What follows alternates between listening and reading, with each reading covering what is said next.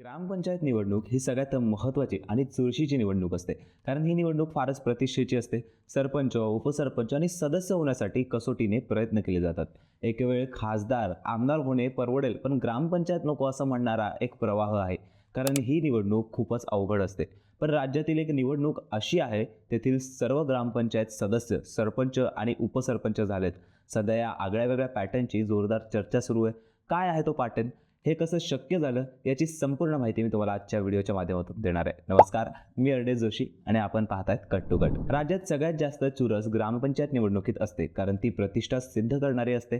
पण या निवडणुकीत वाद देखील मोठ्या प्रमाणात होतात. त्यामुळे ग्रामपंचायत बिनविरोध करण्याचा अनेकांचा कल असतो. तशा अनेक ग्रामपंचायत बिनविरोध देखील झालेल्या आहेत. पण काही ठिकाणी निवडणूक प्रक्रिया होऊनही एकोपा राखण्याचा प्रयत्न होत असतो. पण पुणे जिल्ह्यातील शिरूर तालुक्यात एक गाव असं आहे, तिथे सर्व सदस्य, सरपंच आणि उपसरपंच झालेत. त्यामुळे सगळ्या राज्यात याची चर्चा सुरू आहे. त्या गावाचं नाव आहे केंदूर. या गावाने एक वेगळा आदर्श राज्यात निर्माण केलाय. माजी गृहराज्यमंत्री दिवंगत बापूसाहेब थिटे यांचं गाव म्हणून केंदूरकडे पाहिलं जातं.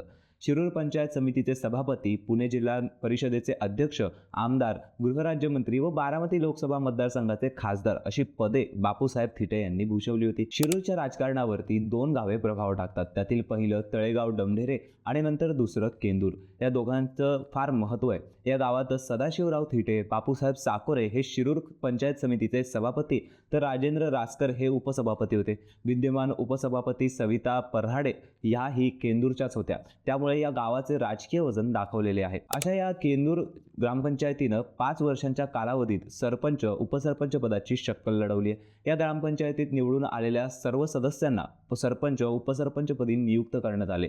त्यामुळे सर्वांना या पदावर काम करण्याची, गावाचा कारभार हाताळण्याची समान संधी मिळाली. सर्व 17 ग्रामपंचायत सदस्यांना पदावर राहण्याची संधी मिळाली आहे. केंदूर गावाची लोकसंख्या ही 2011च्या जनगणनेनुसार 4834 आहे. या ग्रामपंचायतीमध्ये केंदूर, महादेववाडी, पऱ्हाडवाडी, सुक्रेवाडी, थिटेवाडी या गावांचा समावेश आहे. केंदूर ग्रामपंचायतीत 25 जानेवारी 2021ला निवडणूक झाली. त्यावेळी सरपंचपद सर्वांना रोटेट करण्याचे ठरले. खरं तर देवेंद्र फडणवीस मुख्यमंत्री असताना जनतेतून सरपंच निवडण्याचा ठराव मंजूर करण्यात आला होता. पण महाविकास आघाडीचे सरकार आल्यानंतर तो ठराव मागे घेण्यात आला. ज्यावेळी केंदूरची निवडणूक झाली त्यावेळी सदस्यांमधून सरपंच पद्धत कायम होती. त्यामुळे सर्वांना संधी देणं शक्य झालं. केंदूरच्या सरपंचपदी आतापर्यंत सुवर्ण सतीश थिटे, सुनील थिटे, अविनाश साकोरे, सूर्यकांत थिटे, अमोल थिटे, प्रमोद पऱ्हाड, मंगल साकोरे व अलका सुदाम पऱ्हाड अशा एकूण 8 सदस्यांना संधी देण्यात आली आहे. तर उपसरपंचपदी भरत साकोरे, जयश्री सुक्रे, योगिता थिटे, विठ्ठल ताठवडे, ज्योती गावडे, शालन भोसुरे, मंगेश भालेकर, कल्पना थिटे आणि सुषमा पऱ्हाड या 9 सदस्यांना अनुक्रमाने संधी देण्यात आली आहे. गावातील विकास सोसायटीतही हा पॅटर्न लागू करण्यात आलाय. गावातील राजकीय एकोपा कायम ठेवण्याचा प्रयत्न झाला. जिल्हा परिषद, पंचायत समिती निवडणुकीतही या निवडीचा गावहिताच्या दृष्टीने परिणाम साधला जाईल असे गावकऱ्यांचे मत आहे. या गावाची पुढील निवडणूक 25 जानेवारी 2026ला मुदत संपल्यानंतर होणार आहे. आपल्या गावात राजकीय एकोपा कायम राहावा म्हणून ग्रामपंचायतीतील सर्वांना समान संधीचा फॉर्म्युला गावातील सर्वपक्षीय नेते, पदाधिकाऱ्यांनी 5 वर्षांपूर्वी घेतला होता व तो पूर्ण केलेले शिरूर तालुक्यातील केंदूर हे एकमेव गाव ठरले. या गावाने मदतीचा भाव जपलाय. ऑगस्ट 2022 मध्ये केंदूर परिसरातील ठाकरवाडी येथे झालेल्या मुसळधार पावसामुळे आदिवासी समाजातील रामा रावबा गावडे यांचे घर कोसळले होते. या पार्श्वभूमीवर आदिवासी कुटुंबासाठी सुमारे 20 गुंठे जागा घर बांधण्यासाठी उपलब्ध करून देण्यात येणार असून याबाबत निर्णय लवकरच ग्रामसभेत घेण्यात येणार असल्याची माहिती त्यावेळेसचे सरपंच अविनाश साकोरे यांनी दिली होती. दुर्दैवानं 5 वर्षांपूर्वी झालेल्या पावसामुळे हेच घर कोसळून एका छोट्या मुलाचा मृत्यू झाला होता. तसेच मुलाची आई व आजी जखमी झाल्या होत्या. पुन्हा एकदा या कुटुंबावरती असा बाका प्रसंग उद्भवला होता. त्यामुळे यावेळी घर बांधून देण्याचा निर्णय घेण्यात आला होता.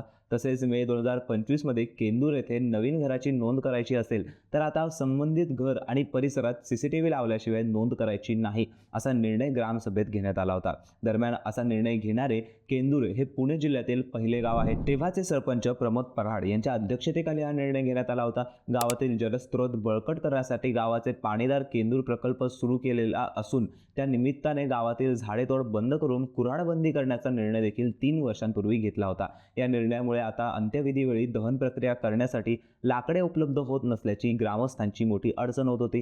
त्यामुळे गावासाठी स्वतंत्र विद्युत दाहिनीची मागणी जिल्हा परिषदेकडे करण्यात आली होती. पुणे जिल्ह्यात बऱ्याच अशा ग्रामपंचायत ग्रामपंचायती आहेत ज्या ठिकाणी सरपंच पद आरक्षित असतात. उपसरपंच पदासाठी रोटेशन पद्धत वापरली आहे. शेवाळेवाडी ग्रामपंचायतमध्ये सरपंच पद राखीव असताना प्रत्येक सदस्याला काही महिन्यांसाठी उपसरपंच पद देण्यात येत होते. हा पॅटर्न अनेक ग्रामपंचायतीमध्ये वापरण्यात येतोय, कारण सरपंच पद जनतेतून निवडून दिले जाते. ठाकरे सरकारचा निर्णय मागे घेत पुन्हा एकदा जनतेतून सरपंच पद असा ठराव देण्यात आला. त्यामुळे अनेक ठिकाणी उपसरपंच पद रोटेट करण्यात येत आहे. अनेक वेळा स्थिर शासन असेल तर विकास करता येतो असे बोलले जाते, पण केंदूर याने हा समज दूर करत सर्वांना संधी देत विकास करता येतो हे देखील दाखवून दिलं. असा हा आगळावेगळा पॅटर्न केंदूरला पुढील वर्षी मात्र राबवता येणार नाहीये, कारण आता सरपंचाची निवड जनतेतून होणार आहे. त्यामुळे उपसरपंच पद रोटेट होण्याची शक्यता आहे. पण केंदूरवासियांच्या विकासाची पद्धत आणि राजकारणाचा पॅटर्न तुम्हाला कसा वाटला कमेंट करून नक्की सांगा. आणि अशाच रोजच्या घडामोडींसाठी कट टू कटला नक्की सबस्क्राईब करा.